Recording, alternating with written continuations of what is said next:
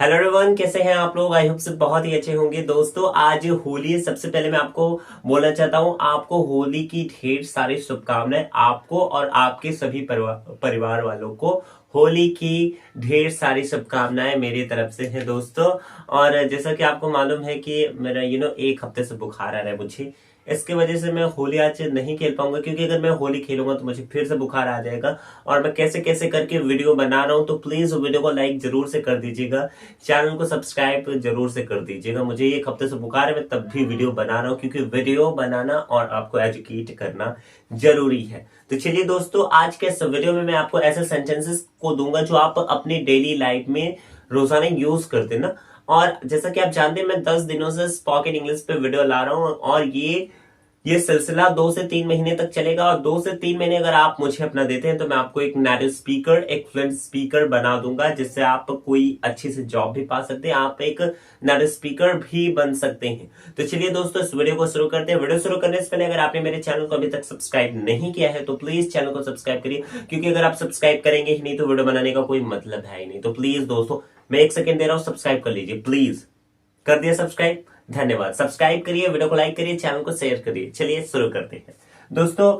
आप हमेशा ये यूज करते ना कि तुमने पंखा चालू छोड़ दिया, तुमने मोबाइल चालू छोड़ दिया, तुमने टीवी चालू छोड़ दिया। ऐसे सेंटेंसेस को हम इंग्लिश में कैसे बनाते हैं, उसके लिए एक स्ट्रक्चर होता है। Subject plus left plus item plus on. That means अगर है तुमने, अगर सेंटेंस है, हिंदी का सेंटेंस है, वाक्य है, तुमने पंखा चालू छोड़ दिया है, तुमने पंखा चालू छोड़ दिया है। तो क्या होगा दोस्तों, सब्जेक्ट तुमने या फिर तुम। कुछ लोग बोलते हैं तुमने और कुछ लोग बोलते हैं तुम, मतलब कहीं तुमने बोला जाता है। मान लीजिए मुंबई में अगर कुछ लोग बोलते हैं हिंदी में तुमने, और यूपी में बोलते हैं तुम। दोनों का हिंदी मतलब एक ही होता है, लेकिन इंग्लिश का मतलब भी एक ही होगा। तो इसके लिए यू ही यूज करेंगे है। तो इसका क्या होगा दोस्तों, यू। यू उसके बाद क्या आएगा, लेफ्ट। देख सकते हैं सब्जेक्ट के बाद left, you left plus item. Item क्या है, पंखा, यानी कि सामग्री। You left the fan on, तुमने पंखा चालू छोड़ दिया है। You left the fan on. Instead of speaking Hindi you can speak English. Try to speak English. मैं ये नहीं बोल रहा हूं कि हिंदी आप छोड़ दीजिए, हिंदी हमारी मातृभाषा, ये बहुत ही प्यारी लैंग्वेज है। लेकिन अगर आपको इंग्लिश सीखना है तो आपको इंग्लिश को अबेंडन करना ही पड़ेगा। चलिए देखते हैं दूसरा सेंटेंस। ये फर्स्ट सेंटेंस हमारा ये है। दूसरा, तुमने टीवी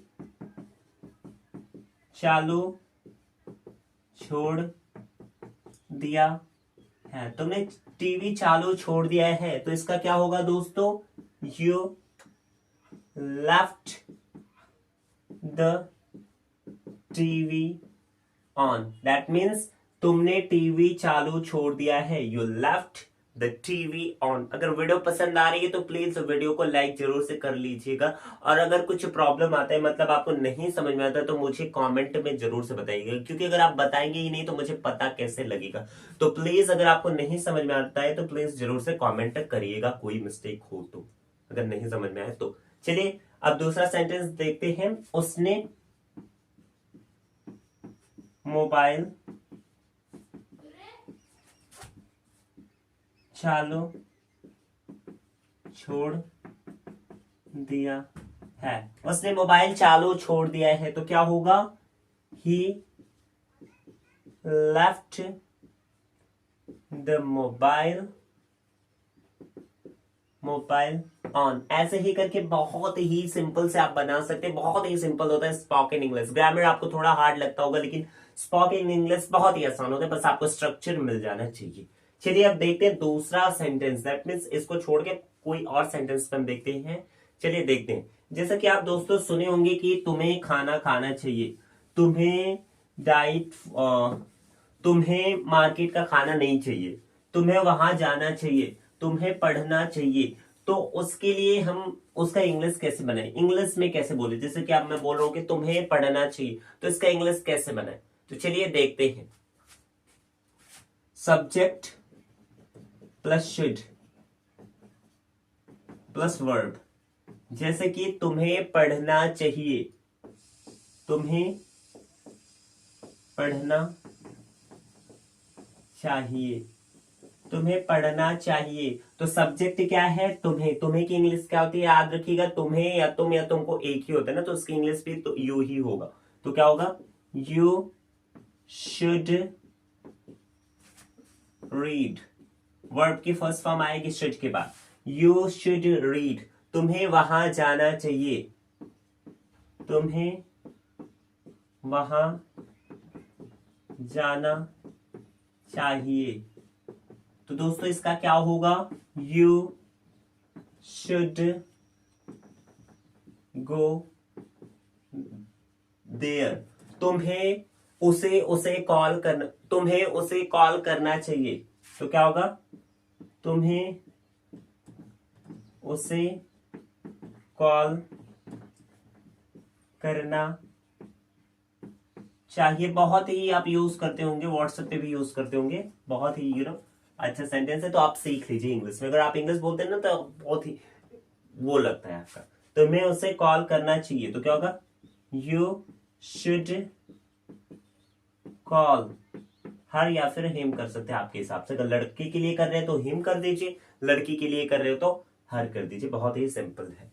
चलिए दोस्तों, ये तो आपको समझ में आ ही गया होगा। अगर समझ में आया तो वीडियो को लाइक जरूर से कर दीजिएगा। वीडियो को लाइक करिएगा, चैनल को सब्सक्राइब जरूर करिएगा। बहुत ही स्ट्रगल लगता है, बहुत ही मेहनत लगता है वीडियो बनाने में। चलिए दोस्तों, अब दूसरा सेंटेंस हम देखते हैं। आप हमेशा ये बोलते होंगे कि तुमने मुझे धोखे में रखा, उसने मुझे धोखे में रखा। तुम मुझे क्यों धोखे में रख रहे हो? ऐसे सेंटेंसेस को इंग्लिश में कैसे बनाया जाता है, चलिए देखिए। Subject kept on the dark, subject kept on the dark। जैसे कि तुमने मुझे धोखे में रखा, इसका क्या होगा दोस्तों? तुमने मुझे धोखे रखा। तो क्या होगा दोस्तों? सब्जेक्ट है तुमने का, क्या होगा? You kept on the dark me, you kept on the dark me, that means तुमने मुझे धोखे में रखा। you kept on the dark me, उसने उसे धोखे में रखा, उसने उसे धोखे में रखा। he kept on the dark, हर या फिर हिम कर सकते। अगर लड़की के लिए करना है तो हर, लड़के के लिए करना है तो हिम कर सकते। सिंपल सा है, आपको मालूम होगा। he kept on the dark हर, तो हमेशा यूज करते होंगे ना। इसमें रोने की क्या बात है? इसमें हंसने की क्या बात है? इसमें चिल्लाने की क्या बात है? ऐसे सेंटेंसेस को इंग्लिश में कैसे बनाया जाता है, चलिए उसको देखते हैं। और प्लीज सब्सक्राइब कर लीजिएगा। 10 बार मैं टोक चुका हूं और एक बार और टोक रहा हूं, तो प्लीज सब्सक्राइब कर दीजिएगा। बार बार मुझे टोकना पड़ रहा है। चलिए देखते हैं। स्ट्रक्चर होता है what is there to plus verb. जैसे कि इसमें रोने की क्या बात है? इसमें रोने की क्या बात है? इसमें रोने की क्या बात है? आप बोलते होंगे ना, इसमें रोने की क्या बात है, इसमें हंसने की क्या बात है, इसमें गुस्सा करने की क्या बात है। चलिए देखते हैं इसे कैसे बनाया जाता है। सिंपल सा है, what is there to. Simple सा पहले ये रखिए, व्हाट इज देयर टू, हो गया इतना ना। इसमें रोने की क्या बात है, इसको बनाना है। व्हाट इज देयर टू, रोने की इंग्लिश क्या होती है? Weep. What is there to weep, question mark लगना चाहिए इसमें, अगर आप एग्जामिनेशन में लिख रहे हैं तो। What is there to weep. अब आप लोग सोच रहे होंगे कि बोलते समय क्यों ना लगाए, तो बोलते समय थोड़ी ना कोई क्वेश्चन मार्क लगाता है, लिखते समय ही लगाते हैं ना, ये तो मालूम होगा, मैं खुद पागल हूं। What is there to weep, इसमें हंसने की क्या बात है। इसमें हंसने की क्या बात है। What is there to laugh? इसमें हंसने की क्या बात है। What is there to laugh? इसमें लड़ाई करने की क्या बात है। इसमें लड़ाई करने की क्या बात है। इसमें लड़ाई करने की क्या बात है। What is there to fight? इसमें लड़ाई करने की क्या बात है। इसमें लड़ाई करने की क्या बात है। दोस्तों आप अपने डेली लाइफ में ये भी यूज करते होंगे हिंदी सेंटेंस। अब रोने से कोई फायदा नहीं, अब हंसने से कोई फायदा नहीं। ऐसे सेंटेंसेस को इंग्लिश में कैसे बनाया जाता है। इसका स्ट्रक्चर होता है there is no use of verb plus ING plus noun. जैसे कि अब रोने से कोई फायदा नहीं, अब रोने से कोई फायदा नहीं। तो क्या होगा दोस्तों, there is no use of, there is no use of, उसके बाद वर्ब, रोने की इंग्लिश क्या होती है, weep, weep plus ING, weeping now. रोने, अब रोने से कोई फायदा नहीं, अब हंसने से कोई फायदा नहीं है,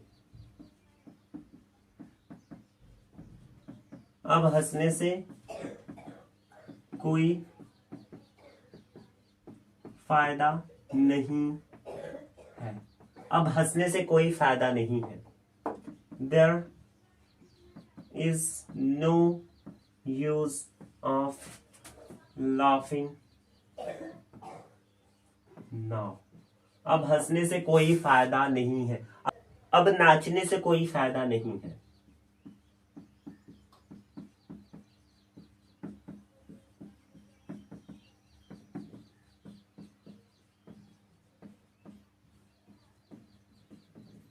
अब नाचने से कोई फायदा नहीं है, तो क्या होगा इसका, there is no use of dancing now. I think दोस्तों आपको समझ में आया होगा दोस्तों। और अगर आपको समझ में आया तो प्लीज वीडियो को लाइक करें, चैनल को सब्सक्राइब करें एंड प्रेस बेल आइकन को भी प्रेस जरूर से करें दोस्तों। वीडियो बनाने में बहुत ही मेहनत लगे हैं, प्लीज चैनल को सब्सक्राइब करें, क्योंकि अगर आप 300 से 400 लोग देखते हैं, अगर उसमें से आधा लोग भी कर देते हैं, मतलब 400 में से अगर 200 भी करते हैं, तो मेरा चैनल बहुत ही जल्दी ग्रो होगा। तो please I request you, please subscribe my channel and press the bell icon option. Thanks for watching this video, have a nice day.